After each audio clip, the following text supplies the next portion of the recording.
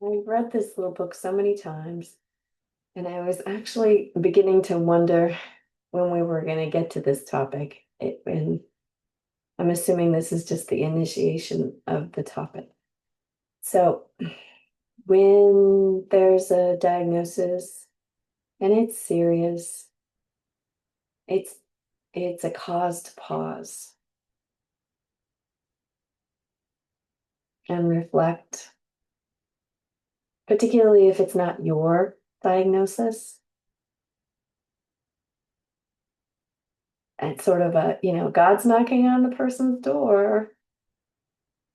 That's a fact. And for all of us that I think this world is it, there are things that come into our lives that interject other thoughts. August 12th. A particular incident reminds me of the sense of surrender that I feel when I truly take the third step and turn my will and my life over to God's care. Some years ago, my sister discovered that she had a brain tumor, and her initial diagnosis was dire, also, fortunately, inaccurate. And when I heard about my sister's choice for the treatment, I felt she should pursue certain avenues that she ruled out.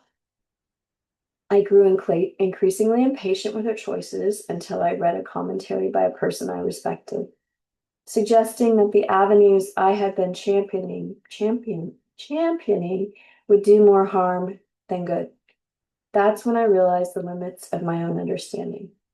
I saw that my sense of urgency stemmed not from certainty, but from fear, and I discovered that my only honest course of action was to turn my fear and my love over to the care of my higher power. I could no longer pretend to know what was best. Today's reminder: I am not a rocket scientist, a philosopher, or a wizard. Even if I were all three, I would still find myself looking off the edge of my understanding into a vast unknown. As I recognize my own limitations, I am more grateful than ever for a higher power who is free from such restriction. And here's the quote: Time will change and even reverse many of your present options.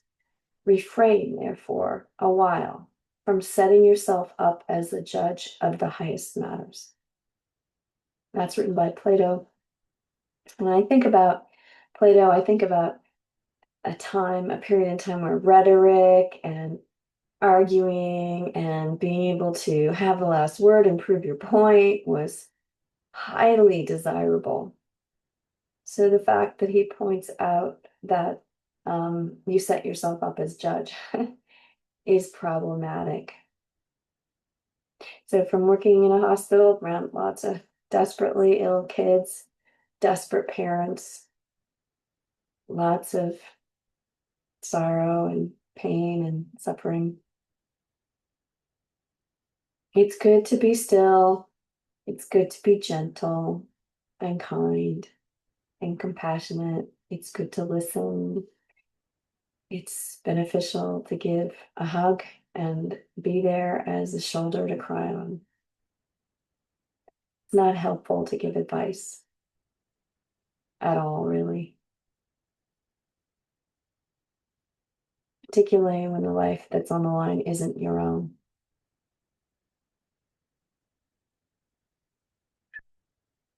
The control is the kind of poison you can see most clearly in situations where people are incredibly vulnerable and someone comes in and tries to take advantage of that extreme vulnerability.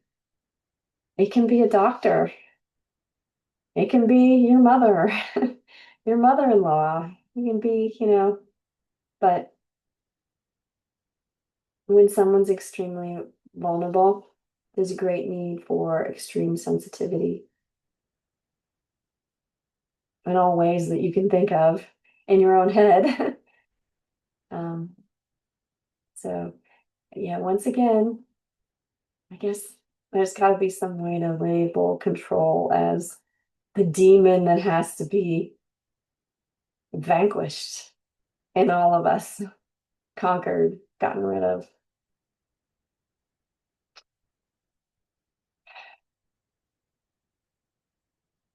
And I pray for those of you wrestling with this, the real challenges in life, not the contrived ones, the diagnosis, the thing, this and that you would relax into the everlasting arms of your higher power. Blessings on your day.